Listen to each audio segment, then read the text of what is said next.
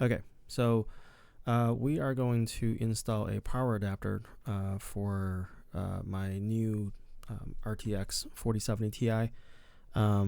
Luckily, my power supply came with this 16 pin connector for the GPU right from the power supply. Uses one of those modular cables, but the issue is that it kind of bends, right? So I'm trying to avoid having the fire or smoking situation again on the new GPU. So I bought a 90-degree adapter so that the cable are not going to be stressed. So here we go, installing it and eventually tucking it in place.